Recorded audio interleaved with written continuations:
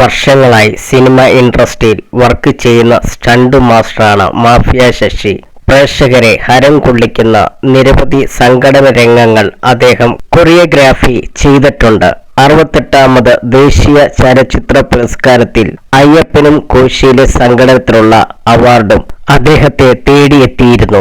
ഇപ്പോൾ ഹോളിവുഡിലെ സ്റ്റണ്ട് മാസ്റ്ററെ മലയാളം ഇൻഡസ്ട്രിയിലേക്ക് വിളിക്കുന്നതിനെ കുറിച്ച് സംസാരിക്കുകയാണ് മാഫിയ ശശി. ഹോളിവുഡ് സ്റ്റണ്ട് മാസ്റ്ററിനെ ഇങ്ങോട്ട് വിളിക്കുന്നത് ഓരോ സംവിധായകരുടെയും നിർമ്മാതാക്കളുടെയും താല്പര്യമാണെന്ന് മാഫിയ ശശി പറഞ്ഞു.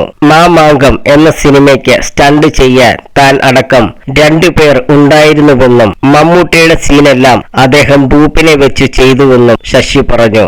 എന്തുകൊണ്ടാണ് തന്നെ വെച്ച് അത് ചെയ്യാത്തതെന്ന് മമ്മൂട്ടി ചോദിച്ചെന്നും അവസാനം ഡൂപ്പിന്റെ ശരീരം മാച്ചാകാത്തതിനാൽ മമ്മൂട്ടി തന്നെ അതെല്ലാം ചെയ്തുവെന്നും അദ്ദേഹം കൂട്ടിച്ചേർത്തു.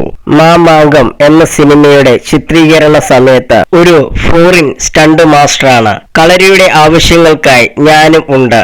രാവിലെ മമ്മൂക്കയുടെ ഒരു ഷോട്ട് എടുത്ത് ബാക്കി മൊത്തം ഡൂപ്പിനെ കൊണ്ട് ചെയ്യാൻ തുടങ്ങി. മമ്മൂക്ക എന്നെ വിളിച്ചു ചോദിച്ചു, എന്താടാ അയാൾ എന്നെ വെച്ച് എടുക്കാത്തത് എന്ന്.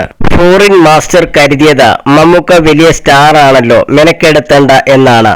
പിന്നീട് ഷൂട്ട് ചെയ്തതൊക്കെ കണ്ടു നോക്കിയപ്പോഴാണ് രസം. ഡൂപ്പിന്റെ ശരീരം മാച്ചാകുന്നില്ല. ഒടുവിൽ അയാൾ ചെയ്തതത്രേ മമ്മൂക്ക വീണ്ടും ചെയ്തു. ഡൂപ്പ് നോക്കി നിന്നു, മാഫിയ ശശി പറഞ്ഞു.